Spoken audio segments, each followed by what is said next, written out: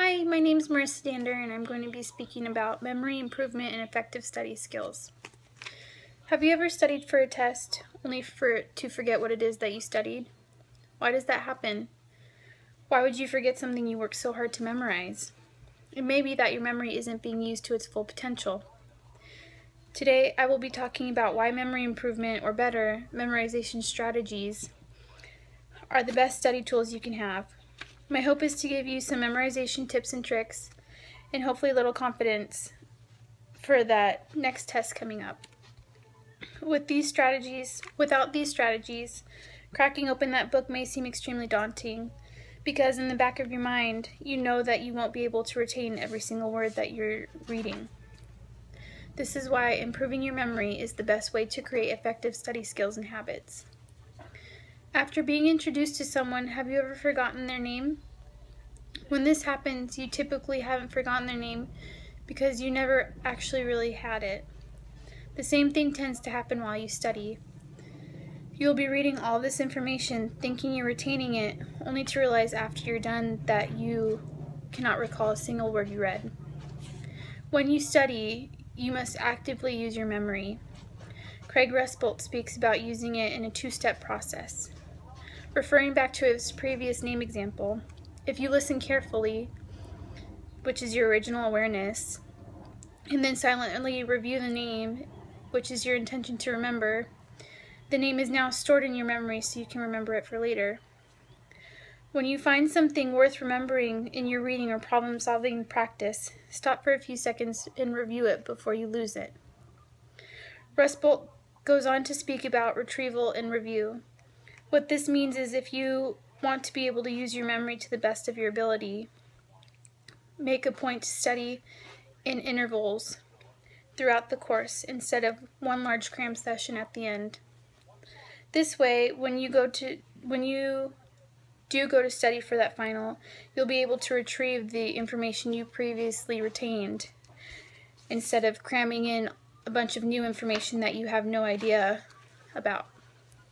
This makes that last cram section a little bit easier and a lot less stressful, don't you think? An article written by Douglas talks about 5 memory improvement strategies, which were written by Dr. Higby. One strategy that completely supports Rusbolt's findings, is space it out, which means space out the studying for any particular subject. In other words, for best remembering, it would be better to study for your math chapter in 3 one-hour sessions rather than 1 3-hour session. In another article written by Michigan State University College of Osteopathic Medicine, they talk about cognitively passive memory and cognitively active memory. Their goal, considering they are medical students, is to study with long-term memory use in mind. When a student uses cognitive passive study methods, many of which are repetition and rehearsal, this can be great for short term. For example, if you were to memorize a speech, you practice and practice until you have it down. However, once you've given the speech and a few days goes by and you try to recall what you memorized, you can't remember all of it. This is because memorizing is not equivalent to understanding. Meaning, just because you memorized the words to a speech doesn't mean you understand what it is you're talking about. To use your memory to its fullest potential, you must commit your studies to long-term memory. You can do this by being cognitively active. Michigan State University speaks of studying over a course of multiple days or weeks, rather than just one cram session the day before, like the other 2 articles I previously spoke of. Say you're going to spend 10 hours studying a particular topic. Rather than spending one 10-hour marathon session, it is far more effective to spend that time in as 10 one-hour sessions, or even 2 5-hour sessions, or 5 2-hour sessions, spread out over the course of 2 or more days. This is why it is so very important to review every day, Obviously, you can't review everything every day, but make sure you frequently review the things that challenge you the most.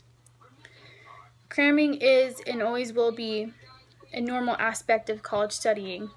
However, if you use the strategies I spoke of, review throughout the course and break up your study sessions, your last cram session will be more of a review of knowledge rather that you have already retained, because your memory will have been used to the best of its ability.